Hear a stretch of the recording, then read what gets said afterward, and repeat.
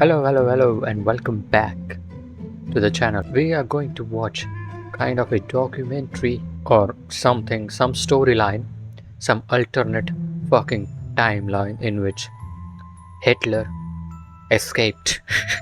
Yeah, this is a show called Hunting Hitler, and I heard about this on the Joe Rogan podcast.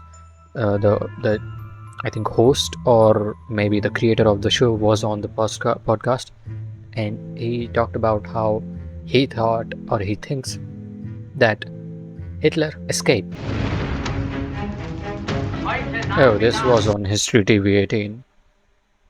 I can see the logo on the side. I have a feeling that this might not be legal to be on YouTube, but who fucking cares? Let's just watch. And one more thing. Sorry, I'm just interrupting. It is the max quality AS360 on this one. So this time it's not my fault for having bad quality. Okay, let's begin. The German radio has just announced that Hitler is dead. I repeat that, Hitler is dead. May 8th, 1947, Director FBI J. Edgar Hoover. The American Army officials in Germany have not located Hitler's body, nor is there any reliable source who will say definitely that Hitler is dead. 2 years after the end of the war. This should have been settled history. But you get into these FBI files and you'll see right away they had an active investigation looking for this guy. This case is a mess. In 2014, an executive order from the President of the United States declassified over 700 pages of secret FBI documents. Those documents placed out of filter throughout the world months. If you look at the FBI files, it throws open the investigation. Bob Baer is a CIA veteran with over 21 years of experience. One of the most respected intelligence minds in the world, he's dedicated his career to cracking some of the greatest enigmas and has tracked down fugitives like Saddam Hussein. Most people know me from the movie Syriana. The role George Clooney played was based on my life. You walk into the CIA and there's a quote, "Know the truth and it will set you free." My boss has always said, you're the only one in this building who believes that. Narrative the government gives us is a lie. You can't tell people the truth because it scares them. And if they get scared, they can't sleep at night. And if they can't sleep at night, they get up in the morning and they vote you out of office. All the stories we've been told about Hitler's bunker, there's nothing to back it up. It's the biggest mystery of the 20th century. On the 30th of April 1945, with Soviet troops closing in on Berlin, Hitler and his wife, Eva Braun, were reported to have committed suicide in his bunker. On the 2nd of May, Soviet troops searched Hitler's bunker, contaminating the crime scene and shipping his supposed remains to Moscow.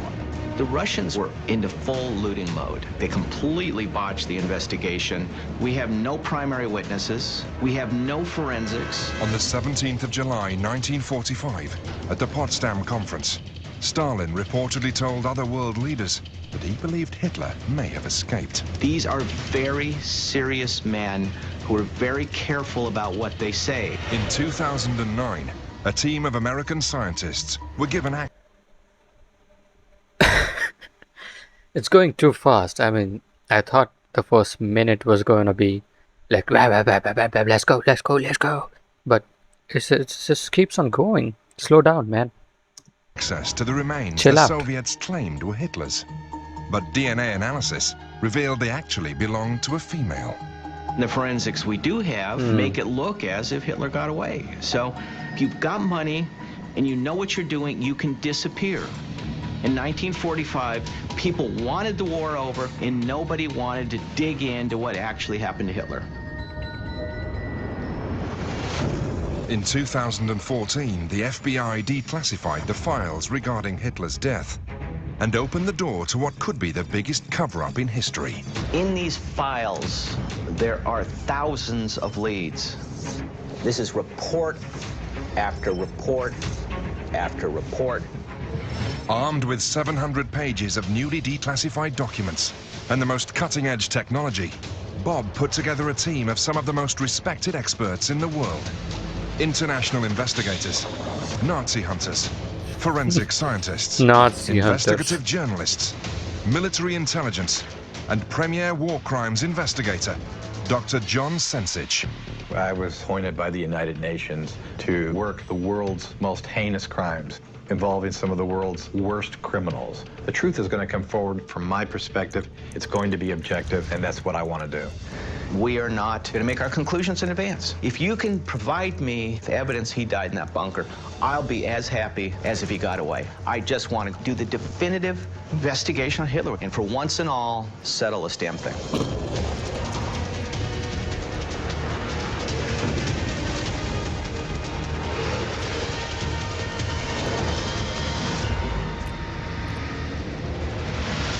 Nice intro. Do we have that other photograph? The one that the Soviets took? Using the declassified documents containing thousands of potential new clues, Bob utilizes a powerful military tool to identify a starting point for his investigation. This software Powerful military tool. powerful military tool to identify a MacBook. starting point for his investigation. This software will scan the documents for recorded sightings of Hitler after reports of his death, to see if there are consistencies of activity on a map. It's a needle in a haystack, but it's a lot smaller haystack when you got software like this. I'm going to So you're telling me they had AI back in the day whenever this was released? This was uploaded 8 years ago. We don't even know when this was originally shot and released.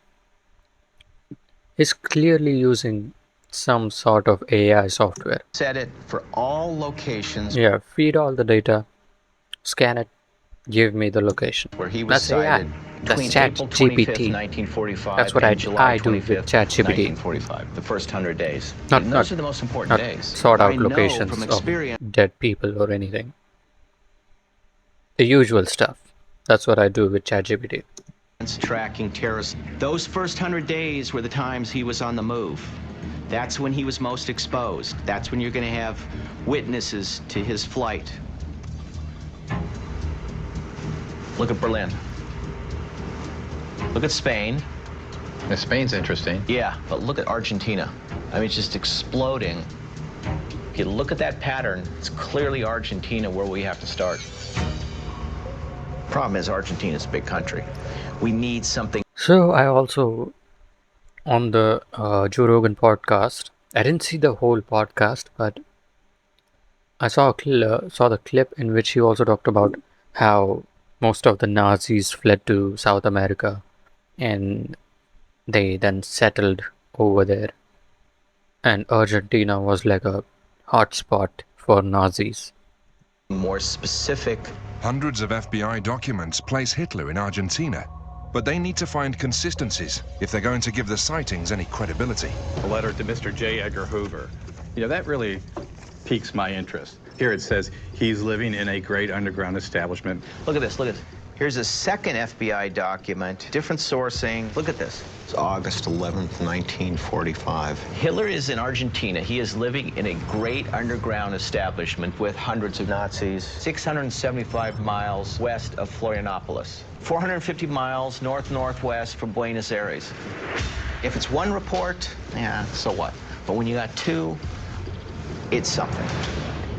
Bob cross-references the two coordinates mentioned in the FBI files, and the computer identifies a GPS location in the middle of rural Argentina. The closest community is Chirata. John, what do we know about Chirata? It's in the middle of nowhere. And look at this. The language is spoken English, Spanish, and German. It's a long way from home. You have to see if I in like fact, how there was a this German is, community like, out there, short which and will start directed. to give substance to this FBI report. It's like if we very get out there and it's just a bunch of old Argentine 90s farmers who don't even know where movie-esque Germany is, never documentary. heard of it, then we got a problem. The first phase of this investigation is to pressure test the FBI files. Only once do you get on the ground can Don't you knock over actually the entire start setup, to corroborate please. information. There's usually some piece of it that's true and other pieces that are not. It's now time to put boots on the ground. Tirata's our place. Chirata. Bob has assembled a team of international experts in Argentina to tackle the first part of the investigation. Excuse me.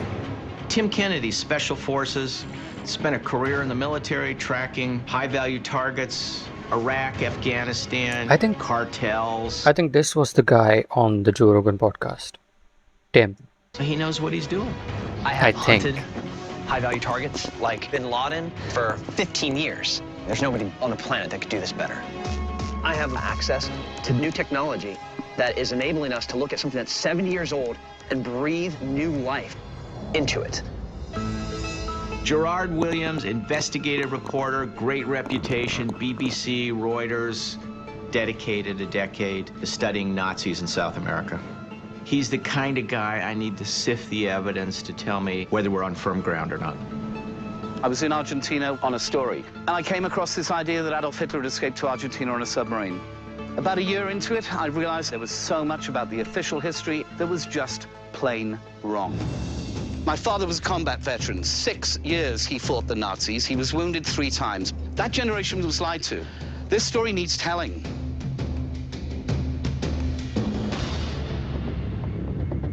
Finally, Steve Rombaum, Nazi hunter, he's tracked more than 170 of these guys in remote, tight-knit communities all around the world. If you are a war criminal, this is your last chance. Damn. It won't be the first time or the 500th time that I've gone into a hostile environment to get these guys. I'm not intimidated. They're a lot more afraid of me than I was of them. Once in Tirata, the team concentrate on tracking down individuals that could have provided a support network for Hitler in this area. We're trying to find information out about German people. You can put Hitler in a bunker, you can put him in a farm, you can put him in a hayloft. What matters is having known associates that can support his movement and protect him. We were very effective in doing that in catching Bin Laden. We were able to track his informants and his couriers and how he was getting information out and getting information in. The team receives a crucial lead. The name of Tirata's oldest living German resident, a man who may have witnessed Nazi activity in the area 70 years ago.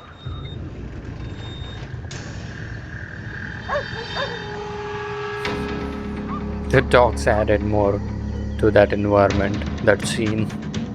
When you are looking at not just a cold case, but a frozen case, evidence is gone, people are dead. To have access to this living eyewitness, almost 70 years later, that's huge. We would like to ask him some questions. What if he says, nah, nothing happened. Hitler was dead. That would end the show. Like literally. The history of the German community here. Tiene una historia grande. He's got a big story. Estuve en la escuela, formar filas. School would form us up into Standing lines. lines. Okay. Fila de 3. 1, 2, 3. 1, 2, 3. Drill, military drill. Okay. Were the teachers in the school supportive of the Nazis? Puede, sí, sí. Did they fly the swastika flag at the school? Sí. Yes. They did fly it. I have one more question. I want to push a little bit here. Was he part of the Hitler Youth? ¿Era parte de la juventud de Hitler? The Nazi hunter is about to go off if he says yes. Look at him. This is the Nazi hunter guy. He's like, say yes, motherfucker. I'm gonna kick the shit out of you.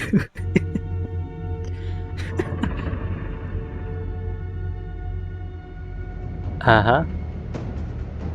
I never even imagined that I would come and talk to people about something that occurred 70 years ago, and I would see anxiety, reservation, fear, but that's how it is. Look, can't force him to tell us. Okay, we're done. We know, yes, There were Nazi sympathizers here. Thank you very much. Muchas gracias. Yes, there were Nazi activities at the school. Is there ability in the area to build a significant underground facility? We're about to find out.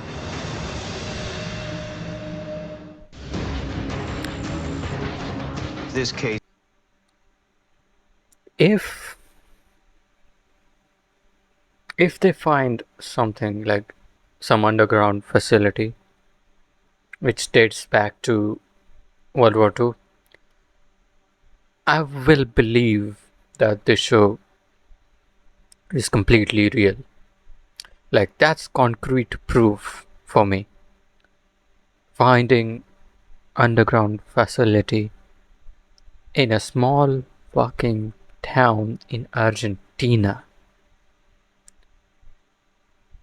That will not be a coincidence. Like, most of these things that they are talking about currently could have been just coincidences. Like, there's nothing solid.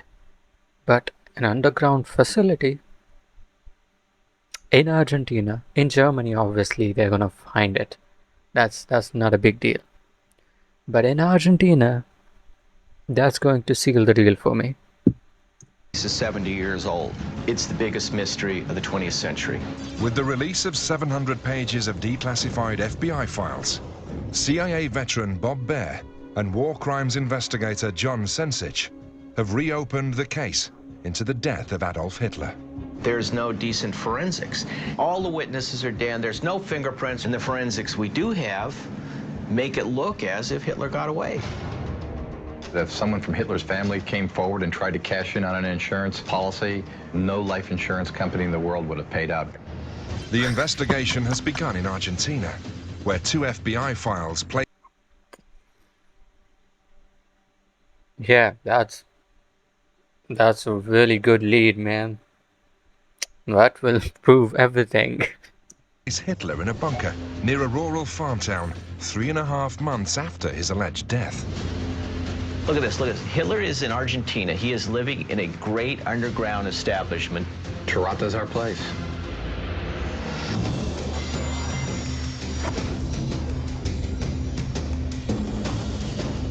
Bob's team of investigators are looking into a German school in the same area, indicating I know they're repeating a lot of shit that they already told us, but I'm not disliking it because, well, they have to, first of all, they have to make a show.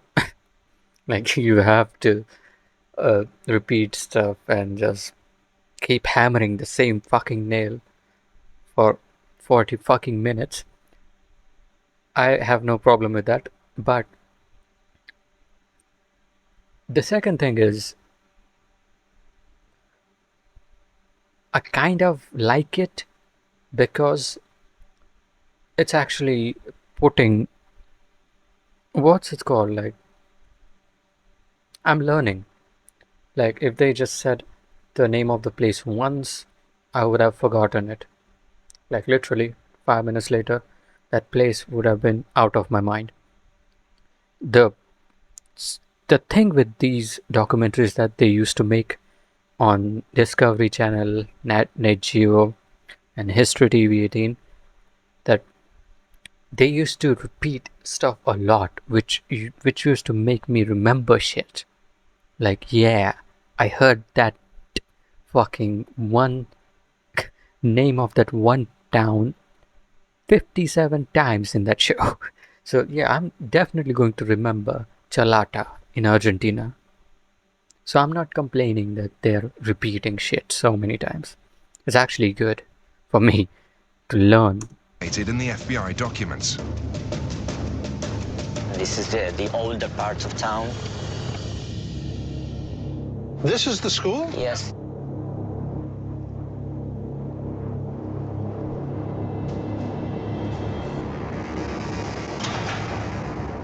Check this place out. It's a big school. Chain link fence, the 8-foot walls. It's hard to figure out if it's to keep people in or out.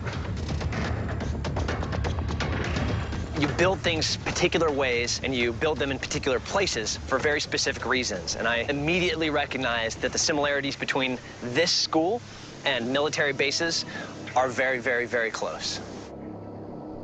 Big playground. You could probably have 100 people goose-stepping across this lawn.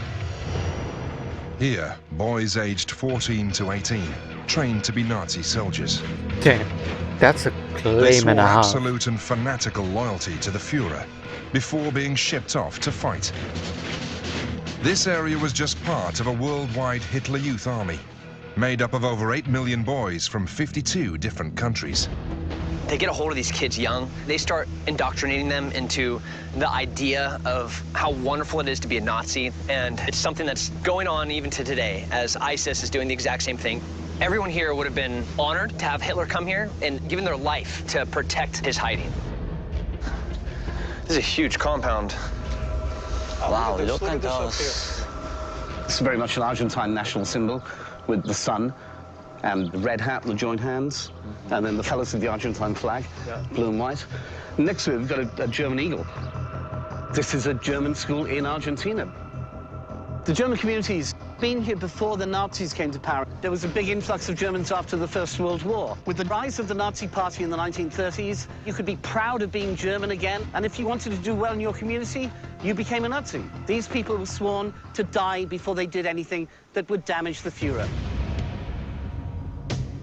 Buenos días. Hola, buen día. Buen día. Mucho gusto, ¿cómo le va? Mucho gusto. Tim. Hola. Juan Alberto, ¿cómo le va? The team meets up with Juan Alberto, who has spent decades unearthing German activity in this small farm town. His locally published book chronicles the little talked about Nazi presence in Chirata. Y me gustaría mostrarles una fotografía de la colonia alemana con el nacionalsocialismo. Check this out.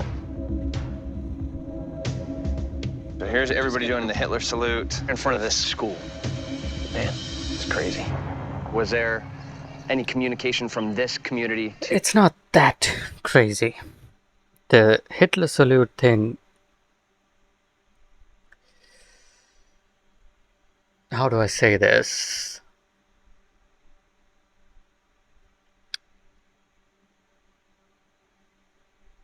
It's not... Like, yes, Hitler made that thing famous. But in, at least here in India, we do that just to take a pledge. Like, it's not a proper Hitler salute, but it's a pledge thing. So I don't think that it's not a big deal. Like, he reacted like it's the most horrific thing ever. Here we do that shit in schools, like to take a pledge. We have a pledge like I'm a citizen of India, all the citizens of my country or my brothers and sisters. We have it, and we use this thing as a pledge symbol. So yeah, that's kind of pissing me off. That, I mean, it is a Nazi sign, it's a Nazi symbol, it's a Nazi salute.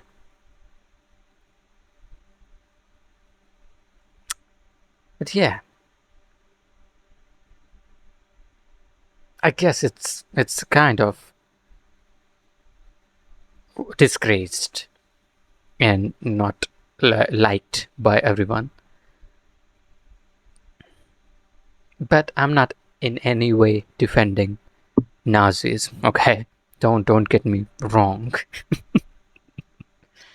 Let's continue. Other communities, German communities around. Y a través de la embajada me imagino que habrán instalado esa antena y tener el equipo de recepción. Desplegaban un mapa y bueno, a los alumnos les hacían el seguimiento de cómo se desarrollaba la guerra, ¿no? Marcando los puntos de avance. Había asociaciones germanas en todo el país, de alguna manera. Y esa, sí, la de Charata estaba vinculada con esas. So big German community, tracking the war. Now the fact that this German community existed in Argentina even before the Second World War has kind of swayed me towards thinking that maybe, you know what, this show might be bullshit. Because I thought earlier that the community formed in Argentina was after the World War. Like when the remaining Nazis, were fleeing everywhere, that's when the community in Argentina established. But as you can see, the community already existed in Argentina.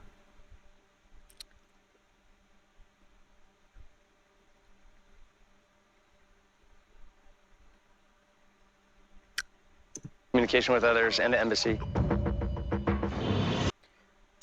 I actually want this to be true.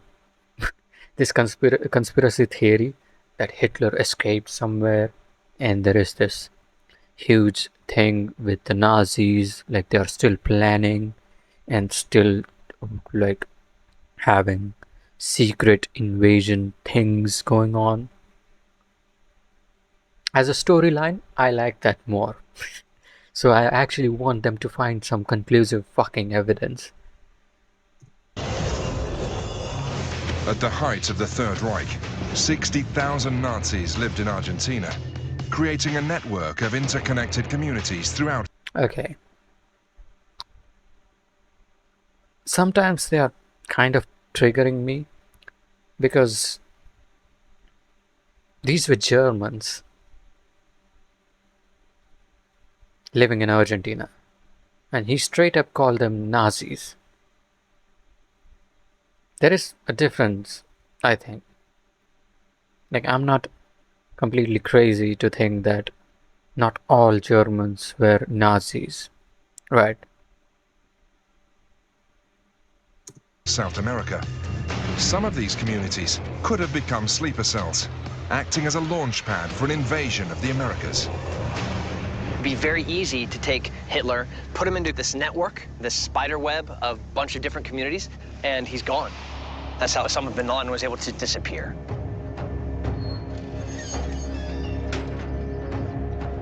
The team worked their way through the rest of the school, searching for clues that could link this location to an underground bunker in the area. Okay, let's look at the books.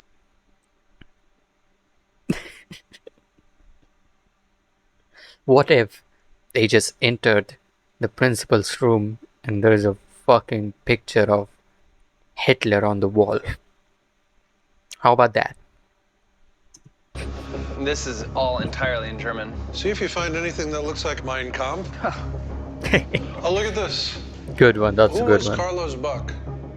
Or those initials are on a whole bunch of books in here. Carlos Buck? Carlos Buck era un comerciante fuerte en Charata y es el que impulsó la última etapa de la escuela alemana. Carlos. Does he know anything about any underground structure, any hidden parts of the school? En la escuela no. En 1970 se descubrió un sótano en una chacra al oeste de Charata, del radio urbano. Okay. Did he write about all that stuff? It's mentioned in his book. Chacra de una familia alemana. Descubrieron, vieron que había armas, había estandartes, había bibliografía. There is a FBI memo that there was an underground bunker here. Now, this guy who is a historian, pretty darn credible one, who literally wrote the book on Germans in this town, tells us the exact same thing. All of a sudden, this is possibly not a wild goose chase. And he can get us directions about how to find this farm. ¿Usted nos podría indicar cómo llegar hasta este lugar? No. What? We'll keep it confidential. We'll just show up there and mantener confidencial, dice. Tell him I've been a detective for 30 years. I've kept bigger secrets than this. 75 years later, people in this town are still afraid to give up information about Germans. This guy who... This look very theatrical. Like, it looks like they told this guy, just don't give us the name immediately. Just say no, and then we will convince you, and then you're going to tell us where this place is. wrote the book on the German community. Seems like a pretty tough guy. Not a guy who's going to be pushed around. Even he wants to go outside and tell me privately in a very low voice where this farm is and who owns the house. Where is the house? For the beginning of an This is so investigation, theater. we're off to a running start.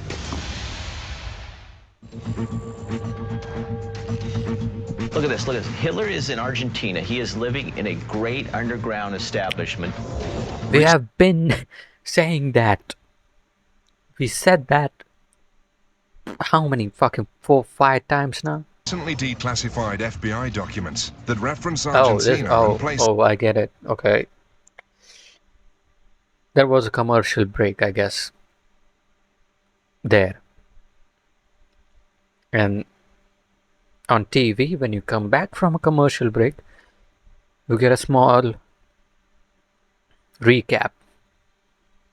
That's what that is. Sorry. I didn't mean to yell.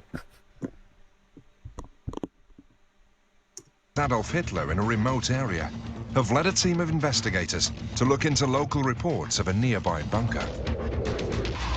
This is a report that there was a farmhouse that was west of Cherata, used by Nazi supporters. We have an FBI document that says the same thing. That's not a coincidence. While Gerard combs through the archives for any reports of Nazis.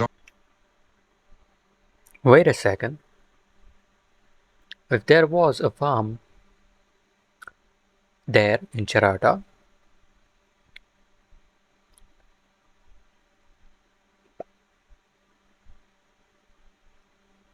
I'm just saying that the FBI got that information from the same guy who gave you that information. It's like the source is the same. You cannot say that these two things are... I mean, oh my fucking god, I can't articulate my thoughts.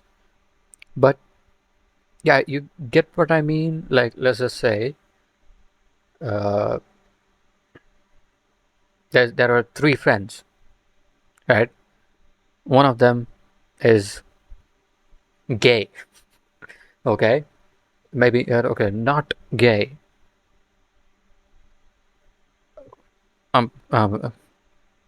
Sorry. Operating in Cherata. I'm sorry. Tim, Steve, and their translator. I'm really bad at explaining things. Head deep into the countryside in search of the underground bunker. I'm gonna try.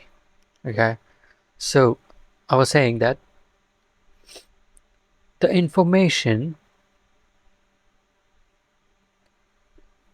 let's just not. Let's no.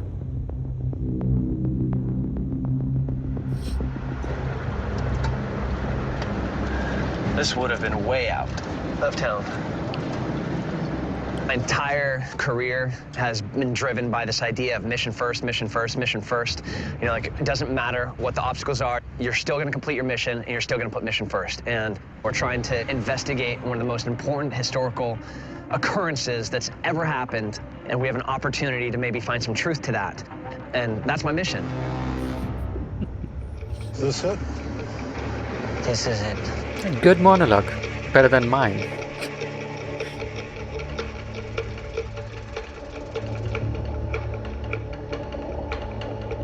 You know, you hear the expression in the middle of nowhere. This was in the middle of nowhere. If you're looking for a clandestine activity for the Nazis in this area, man, this is the perfect location. Your nearest neighbor is 5, 10 miles away. I mean, they could have had artillery practice there and nobody would have known. Oh. Buenas tardes. ¿Cómo le va? Mucho gusto, Leonardo. When I did the Man, Nazi I would like to war crimes have investigations that in kind Canada, of a house. one thing I learned is that each witness requires special handling. Even how you say hello sometimes affects whether the person talks to you Hello. or not. You own a very interesting piece of property. You can tell them the story that we heard was that there was a room or a basement that had been closed. And when they found it and opened it, there were all of these, items in there. There's a basement here, but there's nothing. They didn't find anything in it. Usted no sabe si encontraron. No. They don't know anything about that. His dad bought the property in 1952. Maybe his dad found it. Yeah. Imposible. Imposible. Imposible porque era todo mercadería. Desde el primitivo habitante que They were just goods. almacén de ramos generales. It was just a store, a general store. Why would you have a store out in the middle of nowhere?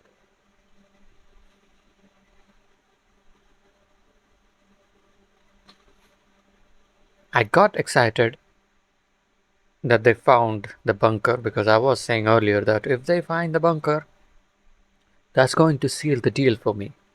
But now it just sounds like it's just a basement built for storage. You're miles and miles and miles from town, and you're just gonna set up shop and start selling from there? Makes zero sense. We're researching German activity. Was there a German community in this area? No. When you want to give credibility to an informant, you ask questions that you know the answer to. We know in the mid-20th century, the vast majority of the inhabitants of this area were German. In this area, there was no big number of Germans. No, he says he doesn't know anything about that. 70 years after the end of the war, and these people today are terrified to tell us anything. Absolutely a wall of silence.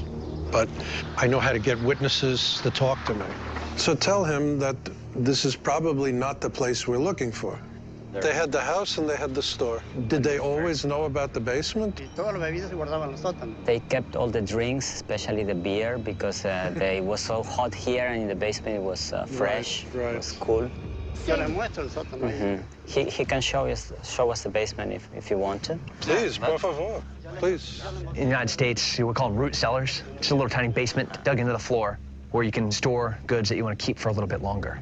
But local intel is How telling many us dogs that do this they particular have? one is different.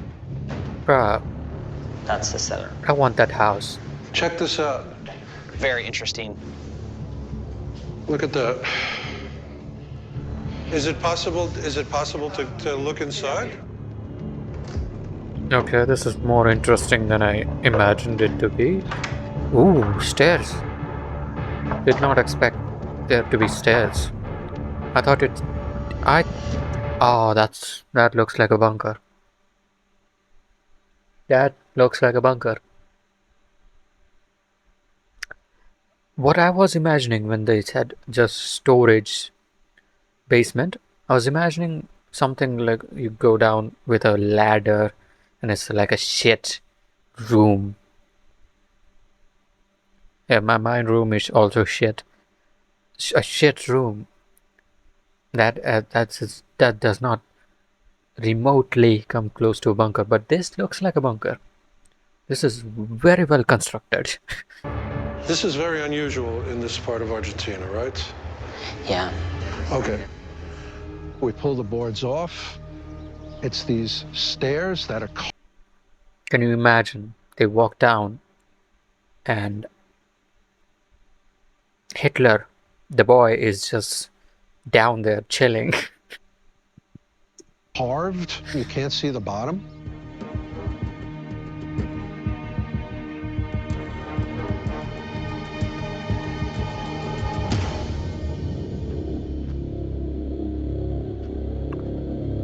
That's no fucking storage basement.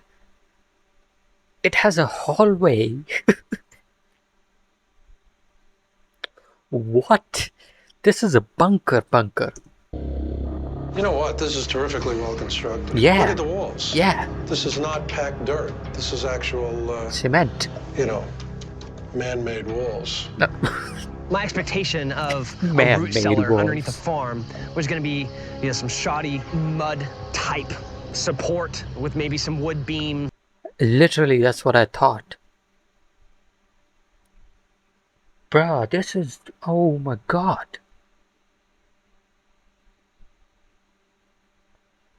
Okay, this show is not bullshit. This is fucking real. This shit is real. In a dirt floor. Couldn't have been further from the truth. The construction was very, very well made walls with brick and cement and gigantic. There are different rooms. But yeah, this is Hitler fled Nazi Germany in 1940s and went to Argentina. That's the truth. Those are the thick facts. overhead beams with tile on top of it. Holy Wait a second. shit. Check this out. Holy moly. Yeah, it's a Air shaft? Yep. The bunkers that I've seen when we were in Baghdad, Iraq, have subterranean features that looked very similar to this site. This is actually well designed for ventilation. You always have to have two of them. You have to create a draft. That's what this side is right here.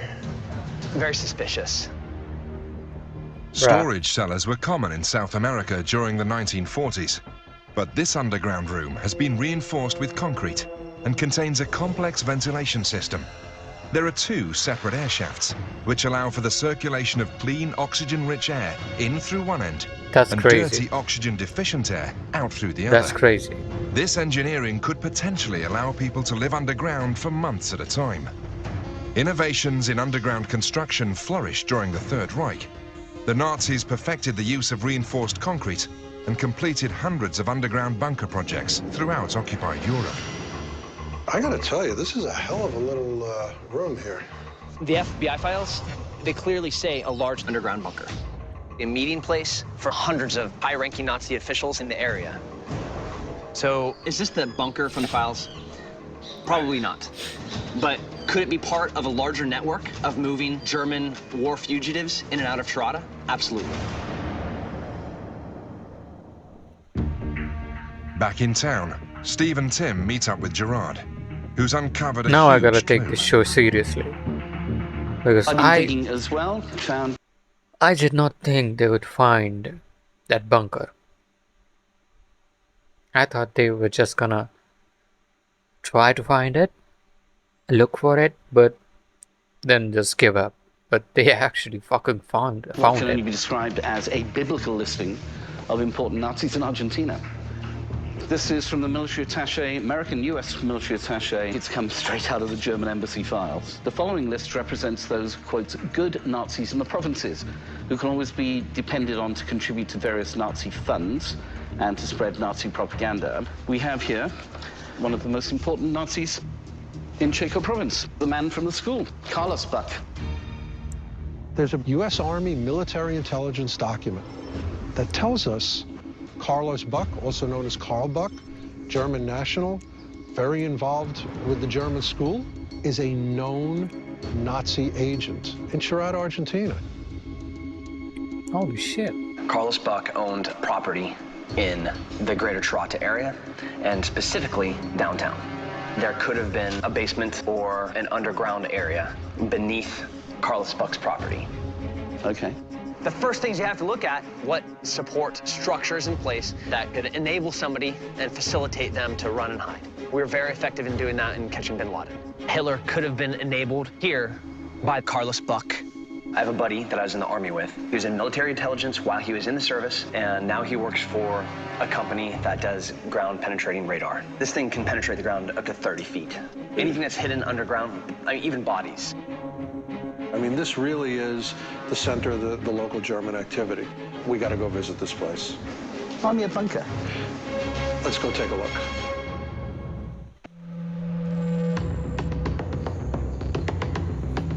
Recently declassified FBI files appear to have placed Hitler at a bunker in rural Argentina. Check this out. Here's everybody doing the Hitler salute in front of this school.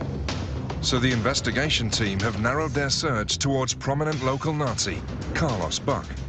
They believe his property could have housed the bunker mentioned in the FBI files. That's an old house.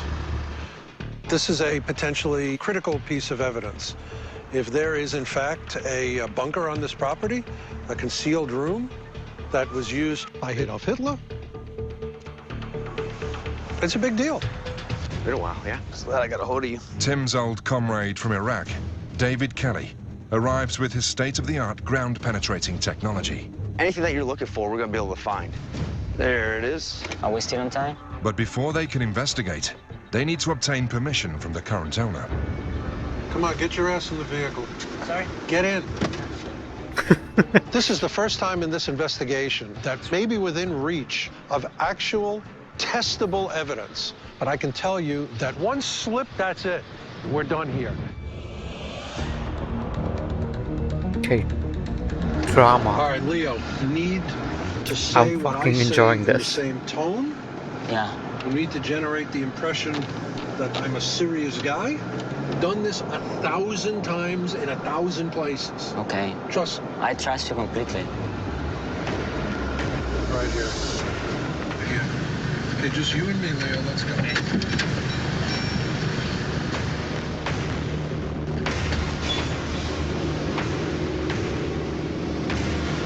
Can you see him? Negative. I'm asking you for your help. This Sure. is a very important question of history. Le pido su ayuda, es una cuestión muy importante de historia. Puesto caso que encuentren algo, ¿qué hacen? With you? Nothing. Con usted nada. Sí. Muchas gracias. Okay. Muchas gracias, hermano. With permission from the owner of the property, the team head to the huge plot that was once owned by local Nazi Carlos Buck.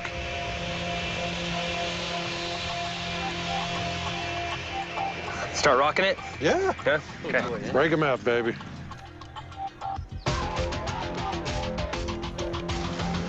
Find me something, man. If it's there, I'll find it. We're digging into a 70-year-old cold case using something that moves around like a lawnmower. It's really calm. But ground penetrating radar is a remarkable tool. Every step that you take, you get a snapshot of what's underneath your feet. You can see through 20, 30 feet of dirt and rock to see what's underneath it. This ground-penetrating technology is so powerful that it's trusted by the American military to locate hidden explosives in life-and-death situations. The state-of-the-art equipment sends pulses of energy into the ground, measures the time it takes for that signal to return to the surface, and creates an image of what lies beneath. Nothing really in this area over here. Just really consistent, really mellow, nothing happening. No bueno? Yeah, no bueno. I'll keep scanning through it.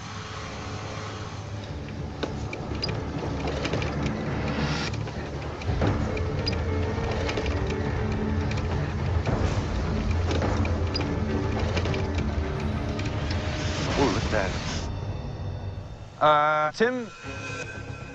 Starting to get some busy matter going on here, some soil disturbance. This is where we have our most disturbance. But the problem is I can't go through the stockpile or get around it.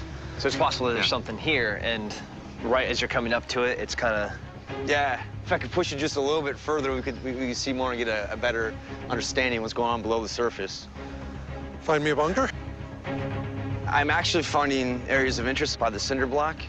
Yeah, you can see da-da-da ends. Yeah. Great. We're surveying the property, and we find one little blip that looks like the beginning of an entrance. And 1 foot later are 5 tons of bricks just sitting there, covering whatever that little anomaly is the edge of. And we can't get to it. Okay.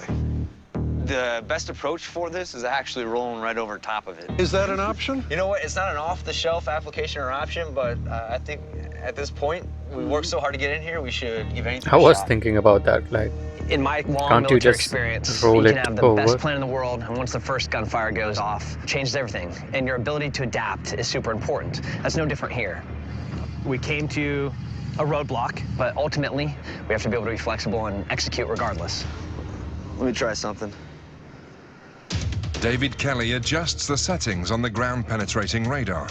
Now the device can look beyond the interference of the cement blocks and penetrate the ground beneath them. And now I'm starting to pick up activity. Seriously? Yeah, and that's definitely an area of interest down here. In any investigation, there are very few moments that I know are going to be definitive. This is going to be one of them. This is kind of freaking me out. So a little disturbance right here. After further investigating the property with the radar, I think we're done. Hopefully we'll be able to find something. Tim Kennedy uploads the data to Bob and John, who are back at base camp in LA. From my experience using GPR in a number of different types of criminal investigations, when you look here, you see certain anomalies. You can see that the depth here is different. Yeah, but what does that tell you, that depth? That depth here tells me that something here is buried 8 to 10 feet below the surface of the ground. Something has happened with the soil. It's disturbed soil.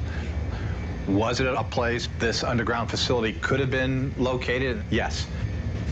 If this were a Hollywood movie, we would dig up a bunker and we'd find Adolf Hitler in it. But it's not a movie. This is a real investigation. We did find a structure, 8 to 10 feet underground. It very well could be the bunker that's noted in the FBI files. But this is private property. We're just not going to get permission to dig there. We know for a fact that we have enough evidence and enough information to move this investigation forward. There are things that existed in Chirata that were also important.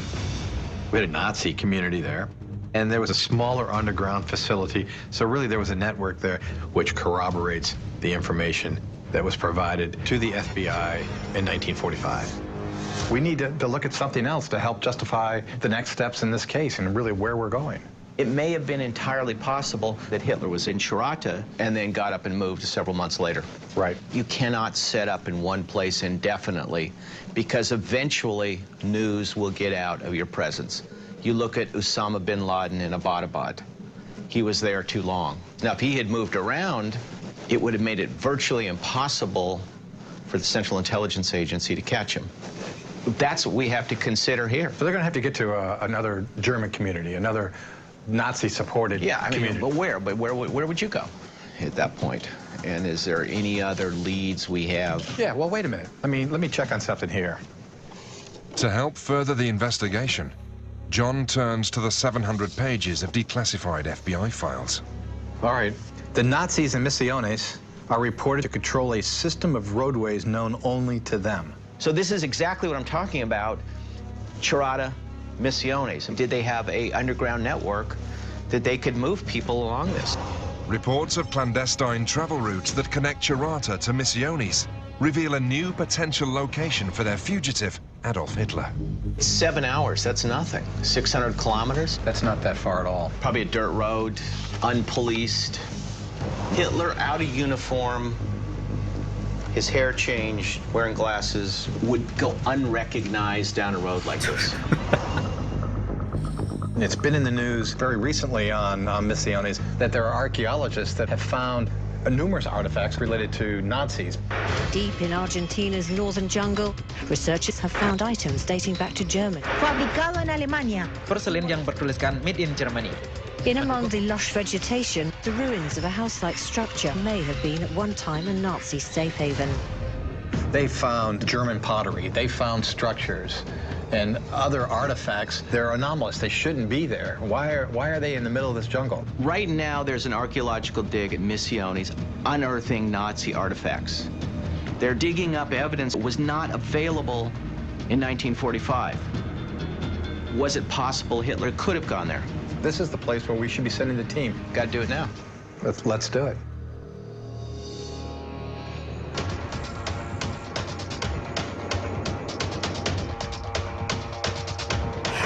So they just abandoned the bunker mission. I mean, we found a small one, There could have which was been very Nazis here. convincing We know to that. me. That means that there's a chance Hitler could have come here. This investigation, it's red hot right now. It could be completely blown open. Coming up on Hunting Hitler. That's swastika. In order to get at the truth, you've got to hit the ground. Holy crap. Hey, whoa. We have to run this evidence down. We are the ones that are finally going to do it because no one has. Not much air in here, guys. We're going to look for submarines, or we're going to look for airplanes. Holy crap. It might be the frame of the fuselage. There's going to be no easy answers. You got to talk to the right This people. is a treasure Hitler hunt. was here. You said so. And you have to ask the right questions. Is he telling me there was an Enigma machine at his Uncharted. grandfather's place? Hunting It's Hitler. the only way you can get to the answers. We came looking for the footprints of Adolf Hitler through Spain. And I think we found them. Hitler had a whole city to himself down here, and nobody knew about it. Hitler could have escaped Germany. But right now, I feel like I'm right behind him. Once you actually get into the grass and you start looking at the evidence, All right, I'm in. Stop right there, George. What's that? things are always more complicated. Guys, let's get the hell out of here. And the more blowback you get, the closer you are to the truth. Okay, bye. Yeah. Oh, there we go. We've got something man-made. This could be a U-boat. We're going to walk away from this What the hell is that? with answers we've never had before. Is that a swastika? This is the end of the story. I'm going to stop at nothing, find out what really happened to Hitler. Period. I think we got it. There are thousands of... Oof.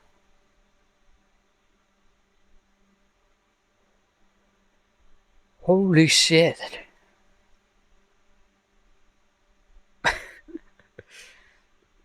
Okay, I wasn't expecting the show to be this interesting.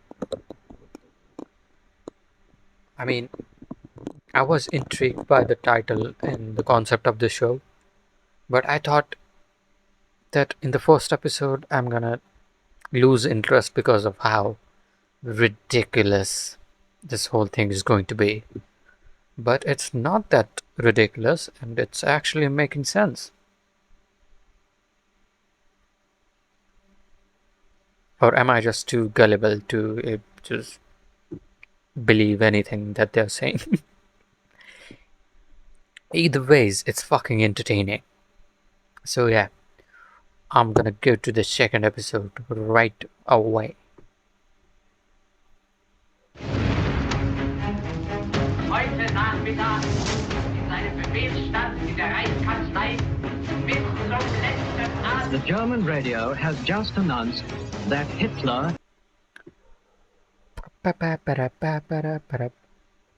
Episode 2.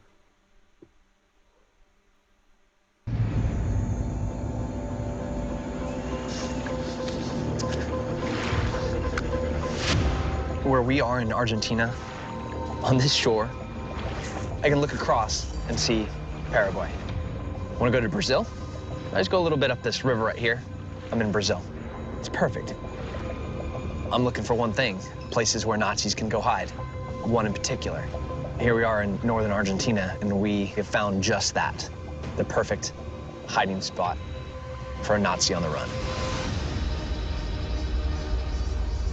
In 2014, an executive order released over 700 pages of secret FBI documents. Here we go They again. revealed that the US government had been investigating Adolf Hitler's whereabouts years after his alleged death. In these files, there are thousands of leads. This is report after report. That fact is very interesting, that the FBI was trying to find him after his death.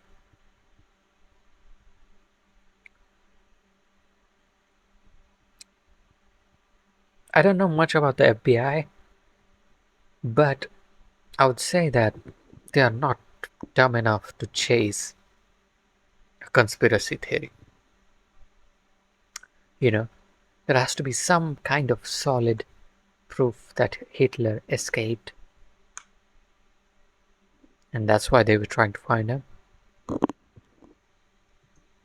After report, they had an active investigation looking for this guy.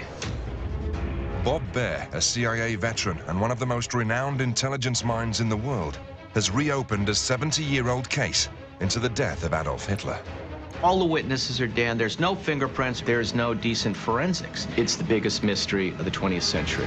Armed with the newly declassified FBI documents and the most cutting-edge technology, Bob has assembled a team of the most respected experts in the world to carry out an international investigation. We are not going to make our conclusions in advance. I just want to do the definitive investigation on Hitler and for once and all, settle this damn thing.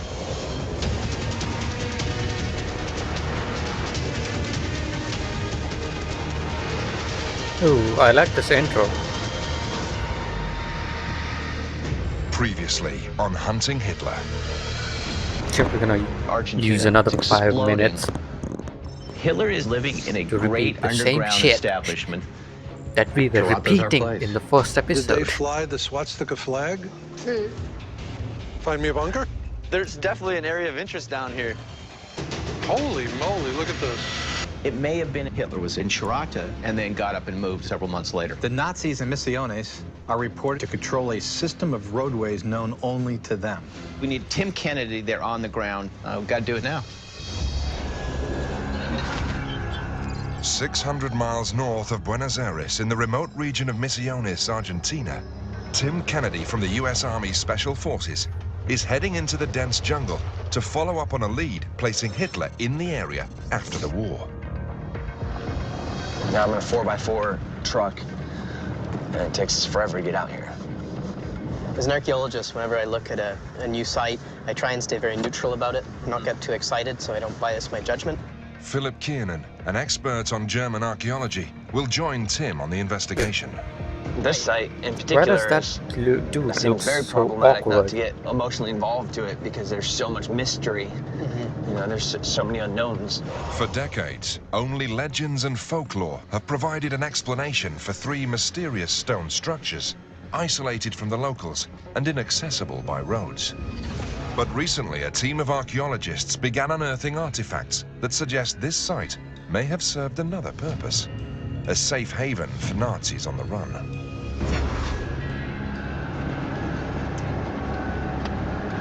This would have been way out of town. After driving through the night, Tim and Philip reach base camp.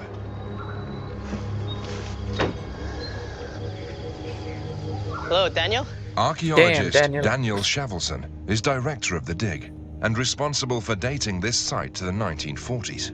Tim and his crew will be the first outsiders to investigate. What we are trying to do is to understand who was living there, what the purpose of the buildings, when the building was in use. Does this stuff tell you anything? All the objects on the excavation, all is 20th century.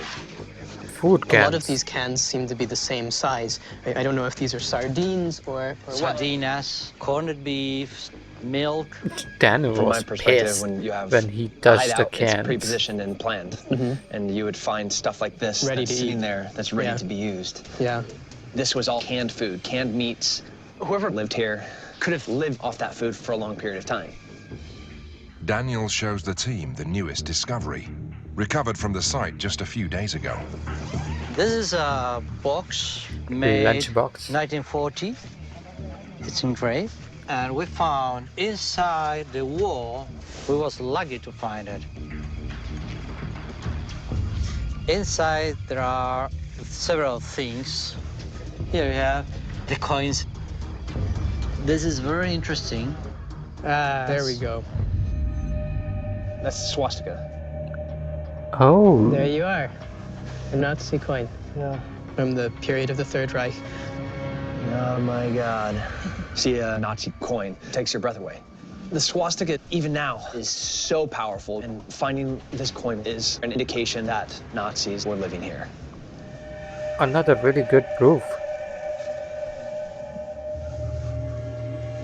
If it's not We have a fabricated, kid obviously. wearing the Nazi uniform with a swastika But I on don't his think arm. they would do that. It's an incredible picture. And if you see the other thing, that's the picture. Oh. And we just have Hitler and Mussolini taking a stroll. Without a doubt, this is forensic evidence that there were Nazis here. After seeing that, I want to get on that property so bad. I want to understand what was going on there.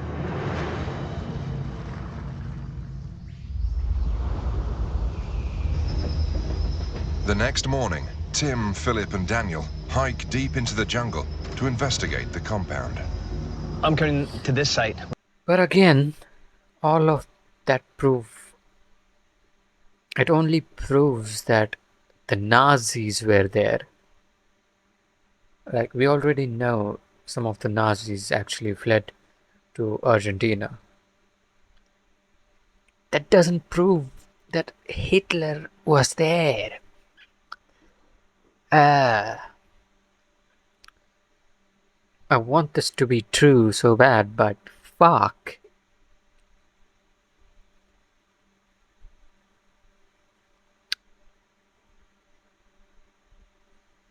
with a bunch of questions. I want to know who built this complex. Why did they build this complex? If I get these questions answered, I can discern if it was possible a high-level Nazi could have come here.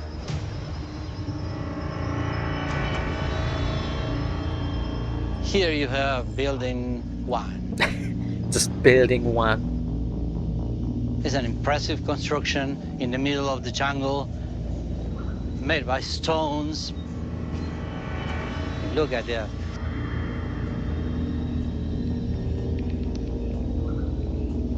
That's the door, and you have a veranda. What's the purpose of a veranda in the middle of the jungle? It's very cosmopolitan. This is the kind of entrance you might see to a house in Europe. For sure, it's not made by a local architect. Entrance you might... That's the door, and you have a veranda. What's the purpose of a veranda in the middle of the jungle? A what? Veranda? Veranda? Door, and you have a veranda. What's the purpose of a veranda in the middle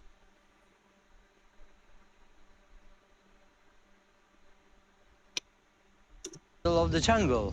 It's very cosmopolitan. This is the kind of entrance you might see to a house in Europe. For sure, it's not made by a local architect. This is majorly labor intensive to build this. The choice of material indicates that. So if you wanted to build something quick and cheap, you would use wood or bricks. But here they've actually quarried stone. It's a lot more work than shipping bricks here. Oh, absolutely. But if you buy a great amount of bricks at the city, everyone knows it. Yeah. But the 2 or 3, 4 people working in the middle of the jungle, nobody knows. We have 2 bedrooms, a kitchen, a restroom, and the remains of the original floor. Blue and yellow tiles. See the yellow? And the blue. A complex floor. It's too much floor for a jungle house. Whoa. It's a real modern restroom. That's the place for the toilet side. That's a reservoir for the tank? For the tank. And here you have for toilet paper. It's too much work. This is ornate. Dude, look at this. Wow, look at that. The tiles are glass tiles. This is weird. It is a 2-bedroom, 1-bath house in the middle of the freaking jungle. Adolf Hitler was known for his opulence. A declassified US military file from 1943 reports that at the height of the war, Hitler had a plane delivering asparagus and bonbons to him on a daily basis from Paris, and set up 10 intricately built headquarters throughout Europe, with his private Berghof residence in Bavaria adorned with rare marble and priceless antique furniture. We know there were Nazis here, and this house was built for somebody that has a very high standard I want to say of living. man of style, Obviously, Hitler is the figurehead it's Hitler, to the entire so Nazi I movement. can't really say So that. if that man's on the run, it's going to be a place like this that he would run to. We're onto something. This compound in Misiones is turning out to be something important. CIA veteran Bob Baer and war crimes investigator John Sensich are reviewing the findings from the jungles of Misiones, where a declassified FBI document has led the team to a mysterious Nazi compound in northern Argentina. Who builds a tiled bathroom in the middle of the jungle? If we were talking about the 1970s and the 1980s, we're going to be looking at some drug dealers. But here, back in the 1940s, it doesn't fit. What kind of Nazi withdraws deep into the jungle, into a fortified compound, and this opulence, except somebody very important? Misiones is extremely interesting. The fact that the house was actually really well built, their logic is kind of making sense that a random fucking Nazi would not take that much,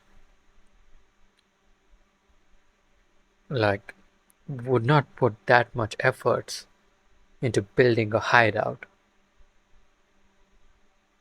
It has to be someone very important who has power and money to have a fucking tiled bathroom in the middle of the forest. So their logic does make sense. Because if you're protecting Adolf Hitler, he's not going to show up and stay at the local hotel. And to find a facility in the Argentine jungle tied to Nazi Germany is huge. It gives a lot of validity to the FBI reports. With evidence from Misiones now supporting the FBI files, the team consider opening a new front in their investigation. We need parallel inquiries. We need Tim Kennedy to continue digging in South America, but the other part of this equation is what happened in the Fuhrer bunker in Berlin leading up to the April 30th, 1945. I totally agree with you. We simply go back and re-examine Berlin, and that's what really interests me. Could he have faked his death or not? There's two sources of evidence that we want to take a look at. Two main sources have been used throughout history to determine that Hitler committed suicide in his bunker. Source 1, testimonies from members of the Nazi inner circle, all claim that Hitler and Eva Braun took poison and then Hitler shot himself before their bodies were wrapped in blankets, carried out of the bunker and burned. Source 2, official reports from the Soviet troops who stormed Hitler's bunker and controlled the crime scene, along with all forensic evidence. I want to get Lenny DePaul on the ground in Berlin to look at... That's not conclusive evidence at all. One source is the Nazis themselves. The second source is the Soviet Union.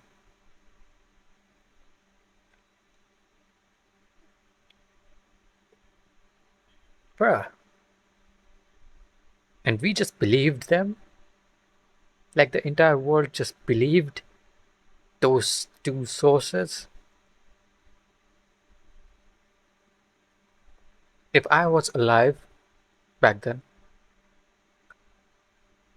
I would have definitely raised some questions about this.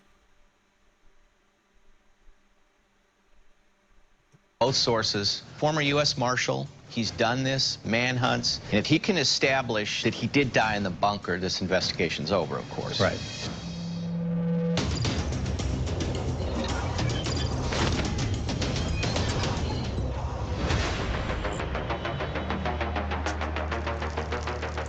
Lenny DePaul, one of the most skilled manhunters in the world, makes his way through a Nazi bunker built in 1942. I was the commander of over 380 full-time investigators. We were mandated by the United States Congress to go after the most violent felony fugitives around the world. If somebody's on the run, we're the ones that chase them.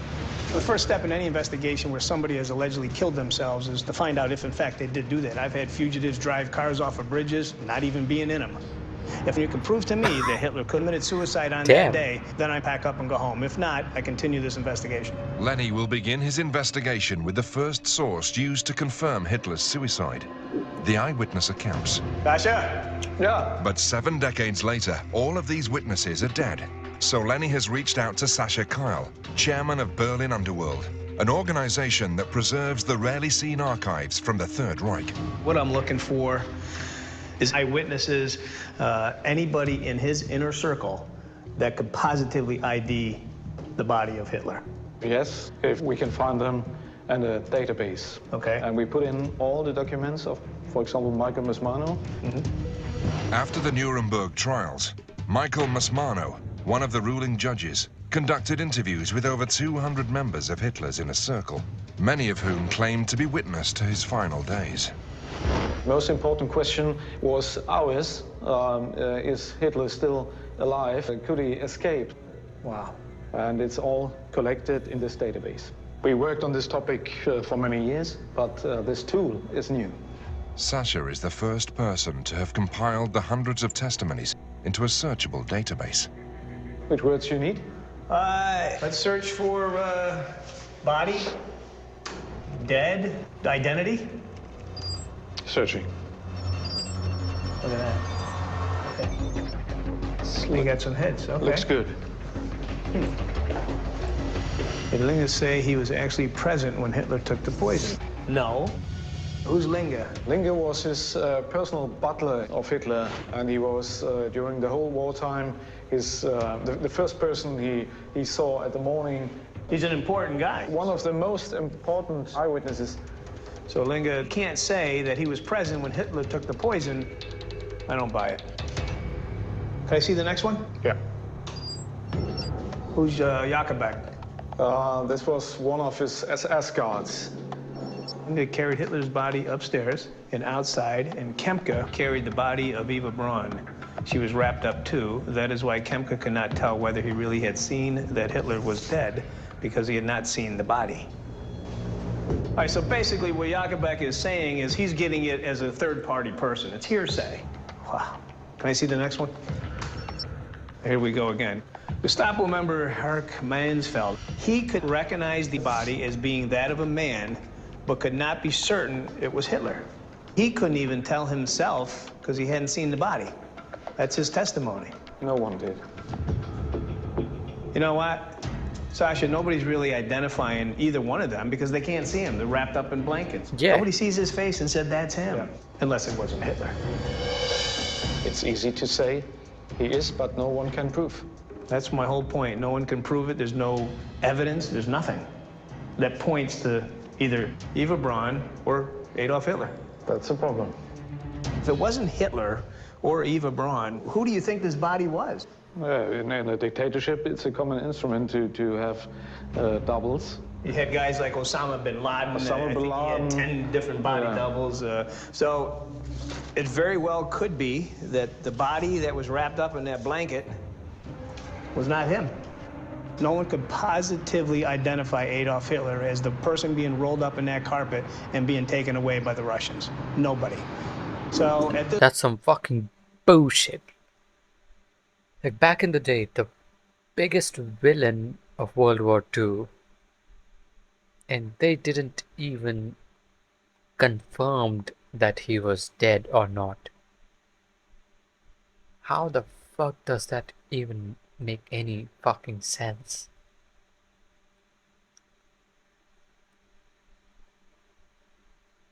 Broski, just take the fucking wrapper off the body and look who it is. The conspiracy would have ended right there if someone would have just shown or seen his face.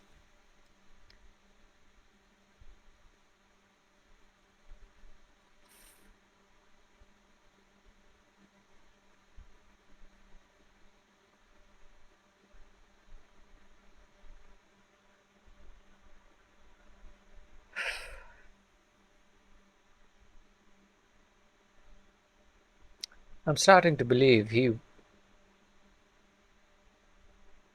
did not die there. Like, it doesn't make any sense anymore. Like, it doesn't make sense that Hitler killed himself there and no one confirmed that he died. The only people that could confirm were his inner circle and bunch of Soviet soldiers who were looting everything.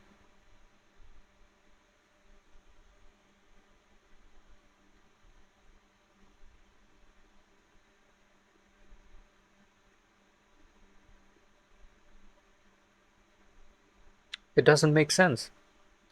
It does not fucking make any sense. There's so much sus in all that thing that happened back in the day. At this point, it's an open case.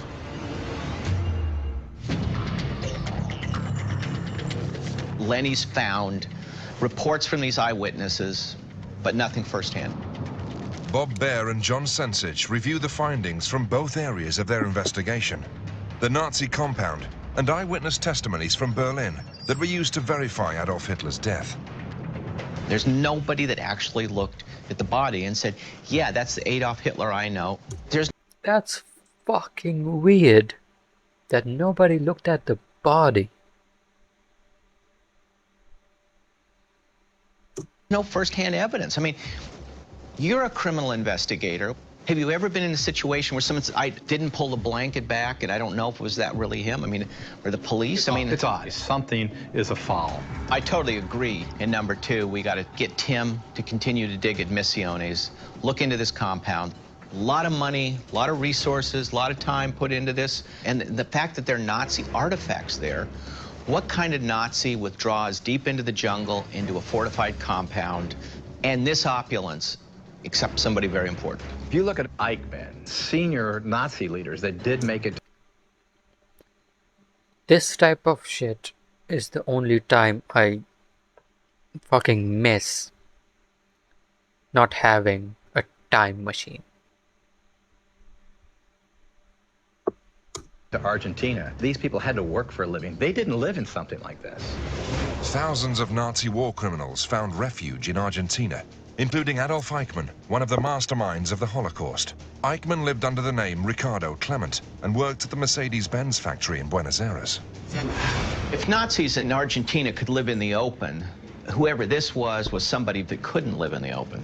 It was some Nazi with a lot of money, was scared of something, and it wasn't that's a very interesting statement. that Argentina would feel comfortable about giving political exile.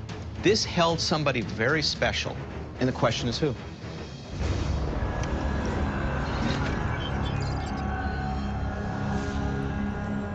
In the dense jungles of Misiones, Let's go, the other building. Tim Kennedy and German archaeologist Philipp Kiernan are continuing to investigate the Nazi compound made up of 3 buildings.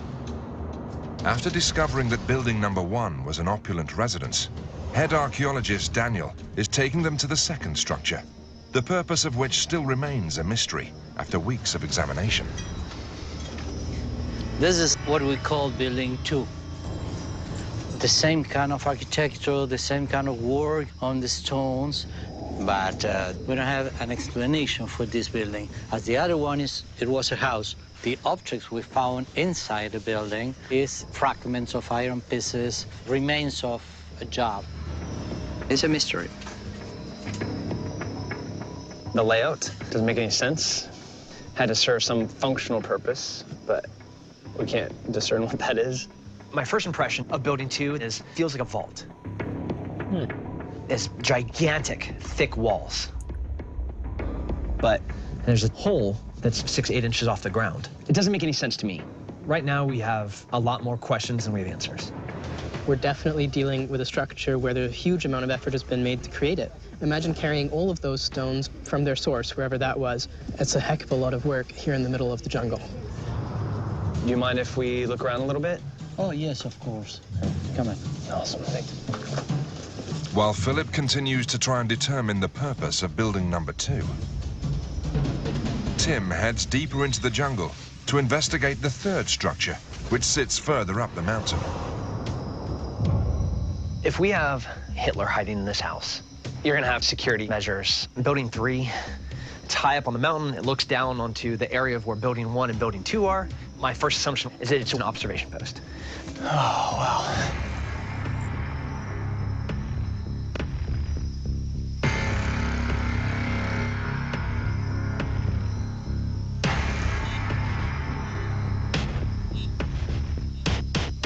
But once I was there and trying to find a vantage point where you could see, it's difficult. Your visibility is limited by the vegetation around you. So it wouldn't make sense. If I was gonna set up a observation post, I'd do it up there.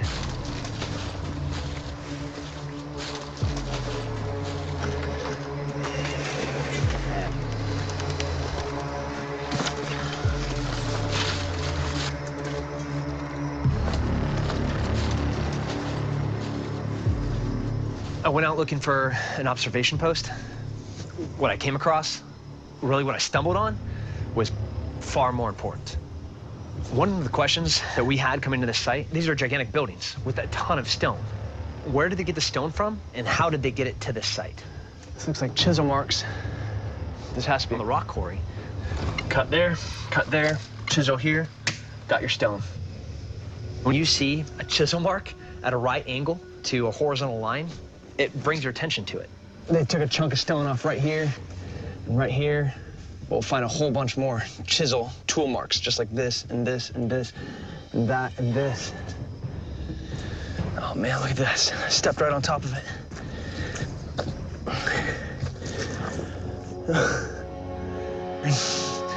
We have a perfect rectangle.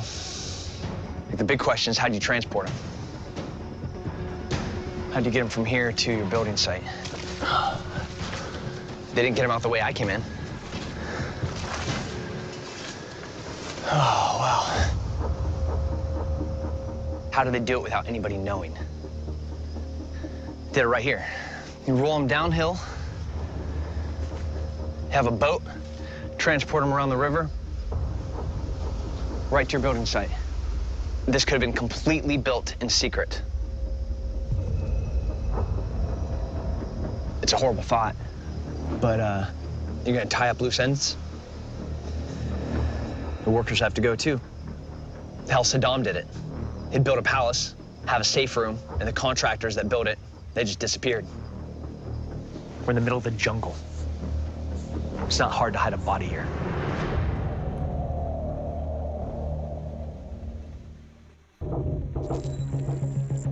Deep in the Argentinian jungle, the team are following up on a declassified FBI report that could place Hitler at a suspected Nazi refuge months after he was believed to have died. While Tim Kennedy searches a quarry to determine how the site could have been constructed in secret, Philip Kiernan joins a team of archaeologists to investigate the purpose of building number 2, which has baffled experts for years. I'm not speaking much because it's actually very interesting. I mean, I don't know if the buildings actually connect to Hitler, but the construction part and how they got the stones and they could have used boats to transport them, that is very interesting. Based on the finds that Daniel tells me he's recovered in house number 2, fragments of iron tools, it seems much more likely that we're dealing here with a workshop than a domestic structure. After days of inspecting the site, the team have a breakthrough and discover something crucial.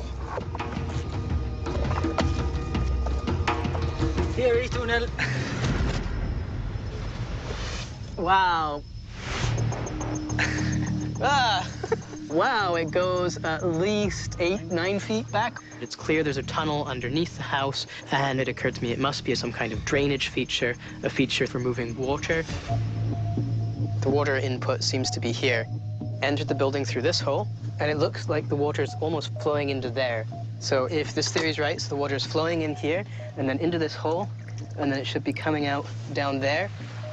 As I thought about it more and more, it occurred to me that this tunnel was leading water from a higher point behind the house, through the house, and out. What purpose could that be for? I think we're looking at a mill, something that uses the power of water to turn a wheel to generate electricity. Big question, of course, is where did that water come from? The next thing to do is to go up the hill to see where in a straight line that water might be coming from. As Philip climbs in a straight line, he's led towards building number 3, near the peak of the mountain. That's the real beginning. That looks very convincing. Might be that there was a metal tank in this room that filled up with water, and then the mechanical force of gravity is being used to speed up water to reach the mill down below.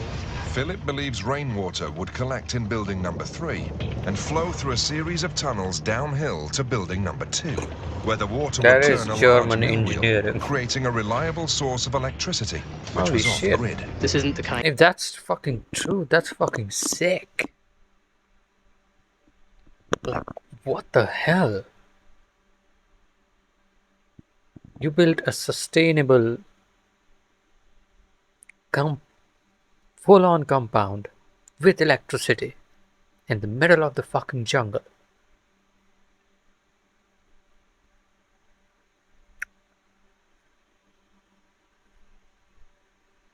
Bruh, if some important Nazi official actually lived there, he would need basic features like good water supply, electricity, and a well blue and yellow tiled bathroom.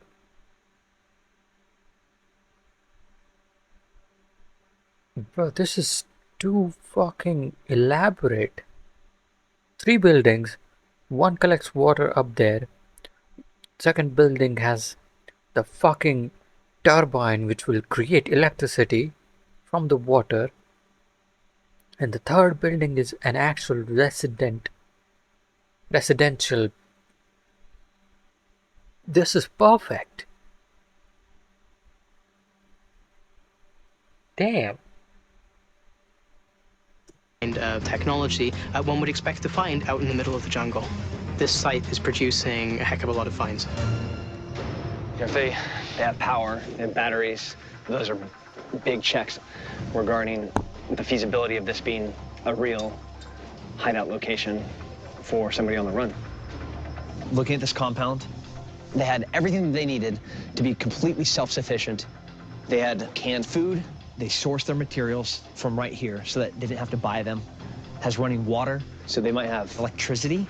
It is pristinely designed to hide a high-value target. On their last night in Misiones, Daniel shows the team the latest collection of objects the archaeologists have unearthed from the site. We was digging today, and we found medicines, bottles. Most of the medicines are for the stomach problems. There are reports that Adolf Hitler suffered from severe stomach cramps and digestive problems. In 1943, a secret US military document stated Hitler was in fairly good health, except for his stomach ailment. And a diary from Hitler's physician reported that his abdominal pain was the strongest affliction of his whole life. Here is a pharmaceutical vial. I can't even believe I'm seeing this.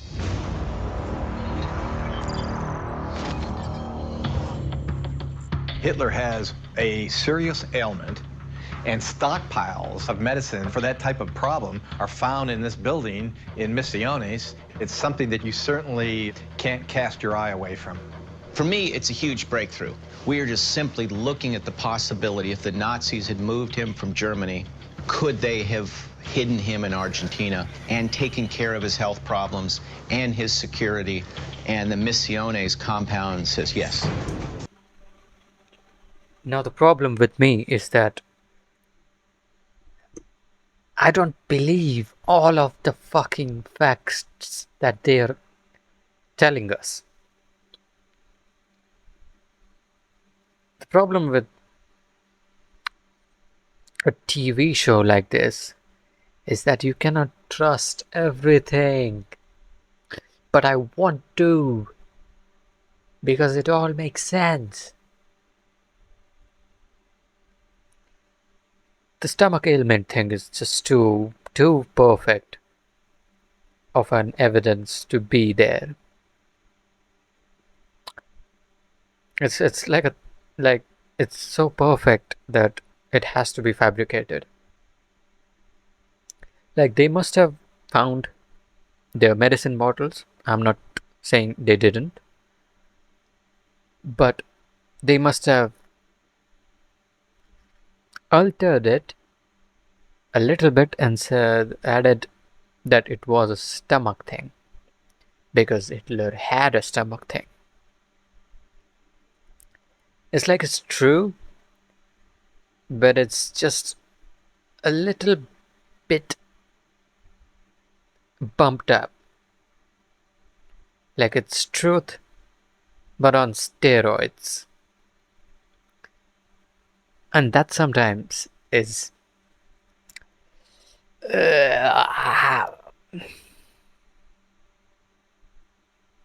that creates distrust, like I want to believe that everything they are saying happened and they found the 3 buildings and there were this elaborate system of producing electricity and everything and they found the stomach medicine and Hitler had a stomach thing. I want to believe it, but it's I can't, because it's in a TV show. We've got Nazi artifacts, a fugitive's lair, of somebody of extreme importance. And now we've got stomach medicine, which matches the type of medicine that Adolf Hitler took. My imagination runs to figure out who else could this be other than somebody very important on the level of Adolf Hitler.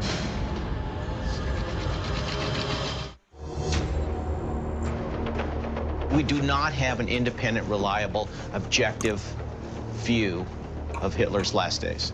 And there's so many witness statements that were given. Not one says that they saw Adolf Hitler kill himself. What they saw is a body come out of the bunker, presumably Hitler's, but it's in a blanket. They take it out in the garden, throw gasoline on it, and burn it. Then the Russians come to the garden, Hitler's, but it's in a blanket. They take it out in the garden, throw gasoline on it, and burn it. Then That's fucking crazy. That is just destroying evidence. Like, a body comes up, people say it's Hitler, you don't look at it, and you burn it.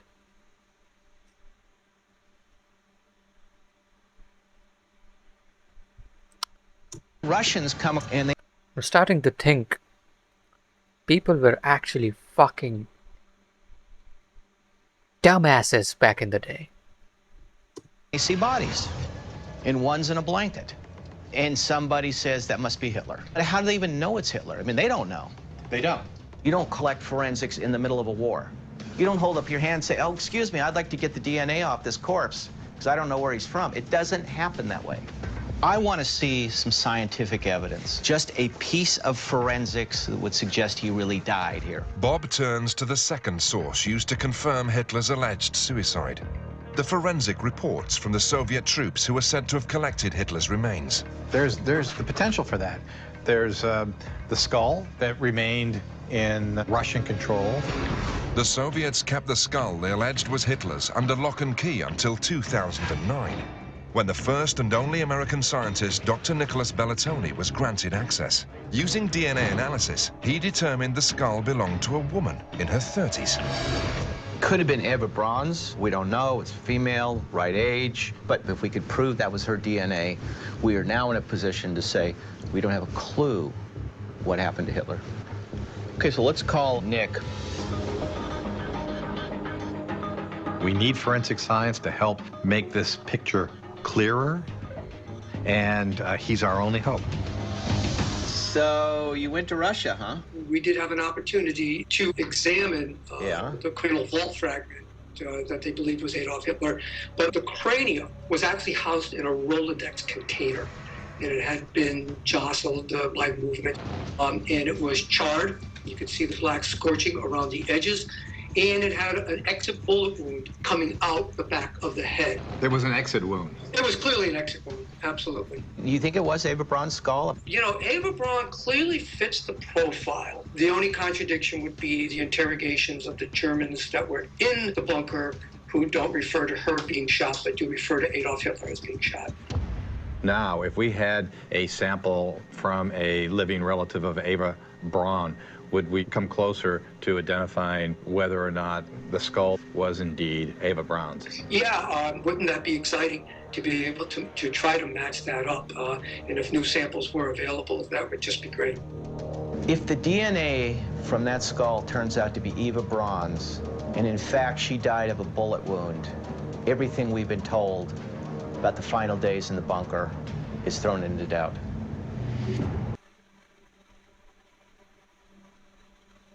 Holy shit.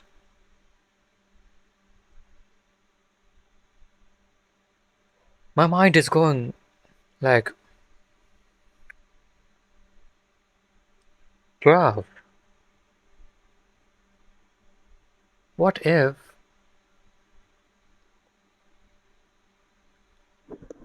they shot her, then poisoned her, and just flip the story entirely? Like,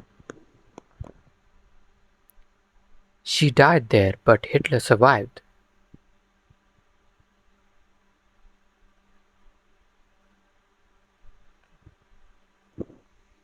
Broski.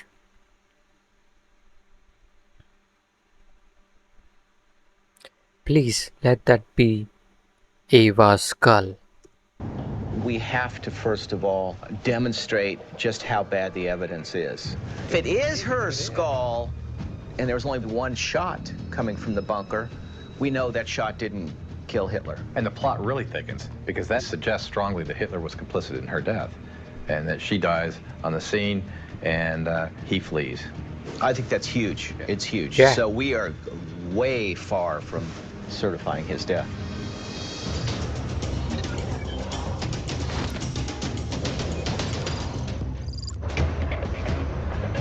In a suburb in southwest Germany, Lenny de Paul and Lenny. German private investigator Stefan Schlentrick are on the hunt for forensics. We have a very good chance to get good DNA if we need it. That's extremely important.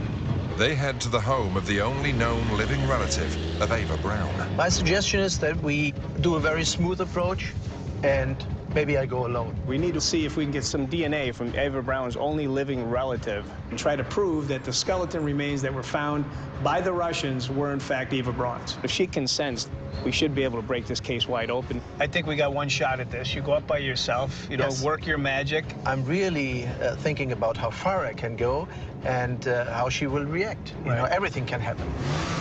So, buddy, I leave you here, huh? Yeah, go work your magic, man. Come back with some good news, will you? Okay. Okay.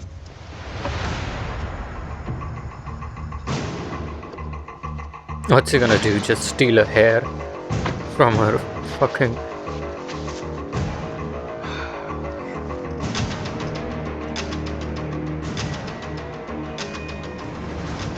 Don't be suspicious. Don't be suspicious.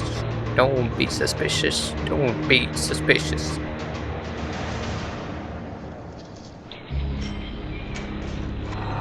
Guten Abend, entschuldigen Sie bitte die Störung. Mein Name ist Schlendrich. Haben Sie eine Minute Zeit für mich?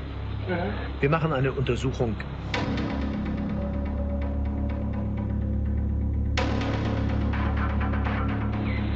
Es geht um Eva Braun.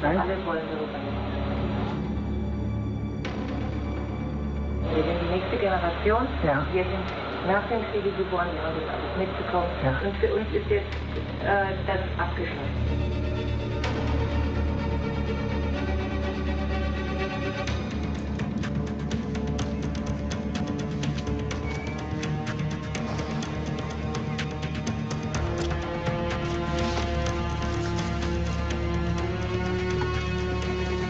Any luck? Bad news. She refused to give me any information. Oh, no. It was very clear for me after a couple of minutes that the family would really like to end with all that. Not to talk about their history, not to talk about the relationship to Eva Braun. I was not so happy with it, but I think we have to respect that. She's the only living relative? It's the only shot we had? Absolutely, the only one. So the forensics window is shut. Is that what you're telling me? Yeah. No more living relatives. Damn For it. here and for Germany, yes, unfortunately. It's too bad that Stefan was not successful in drawing any DNA, but he did it right. He respected her thoughts and her family's decision. Fuck her and we're moving respect. on. Fuck her thoughts. We need to know. We need to fucking know. It's not about respect. What the fuck? Since when these guys have become so fucking respectable that they're not gonna invade anyone's privacy? This is ex-CIA, ex-FBI agents we're talking about.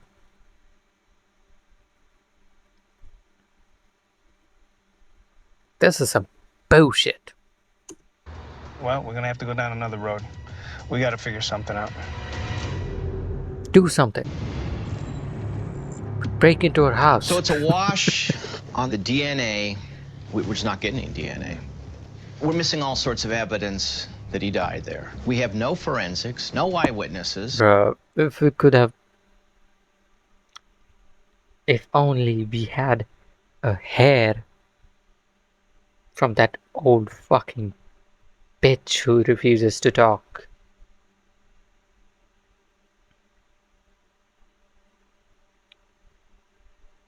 Shit, that would have been so good.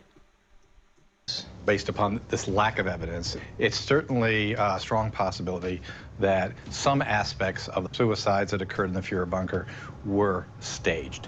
It is possible that he faked his death. Question now is, how did he get out without anybody noticing and certainly getting around Russian lines? Berlin at this point is under artillery fire.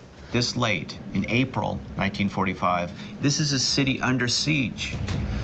Been in a lot of firefights and around a lot of war. It would be very difficult for Adolf Hitler to get out of Berlin. The problem, of course, is we don't have the crime scene anymore. In 1999, Hitler's Fuhrer bunker was filled in, paved over, and turned into a car park, destroying any remaining evidence of Hitler's possible escape. In any criminal investigation, it's always best to go back to the scene of the crime. In this case, we can't do it, but we have access to the next best thing. That's the forensic reconstruction of the Fuhrer bunker. Forensic historian and 3D artist Christoph Neubauer has spent a decade scouring historical evidence to create the world's most accurate simulation of Hitler's bunker. It's based upon looking at documents, interviewing eyewitnesses, all of this put together, synthesized, distilled, made into 3D images, allowed us to peer in to the bowels of the Fuhrer bunker. You never want a bunker to become a prison. You always want to have an escape route. The escape route clearly couldn't be across Berlin in a car. It just, you can't make it. Even a tank, you couldn't make it at that point. So what you want to do is, like any sort of rodent, you want to go underground and appear someplace else. There's a massive web of tunnels that are underneath Berlin that go in all different directions. There's 4 exits to the Fuhrer bunker. What intrigues me the most are exits number 2 and 4. They both make their way to underground tunnels. What we need to do now really is to get Lenny DePaul over there. Is there a way for him to get out of Berlin via this massive web of tunnels? Yep, I like it.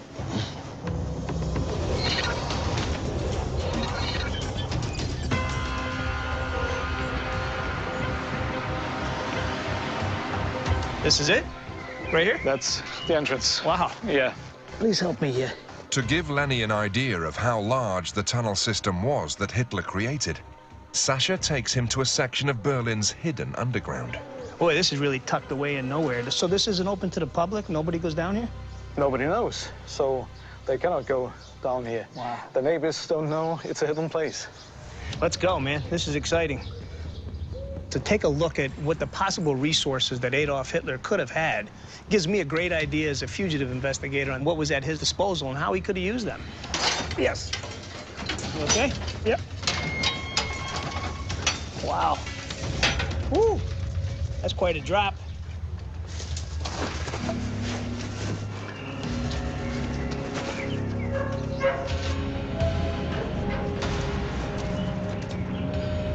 Oh my God, look at this. Look at that. Damn. How many of these tunnels exist under Berlin? Hundreds of kilometers, connecting What? every important infrastructure point Why the beneath the city. fuck were For they example, built? train stations and airports. Why were they built? When was this tunnel built, or tunnels? Yo, I thought they were just sewage tunnels. These are just proper tunnels. You can drive a car in there. Like this. In the early 30s, Hitler's plans were the bigger the better. And he planned to rebuild Berlin to the world capital. To bring millions of people, for example, to the palace of Hitler, you need a traffic system. That's Because crazy. of that, perhaps it was a certain friendship with Albert Speer, his famous architect. Many That's fucking nights crazy, man. and days they sat together. Of course and, he escaped. Of planned the fucking new course he world capital. escaped. Wow.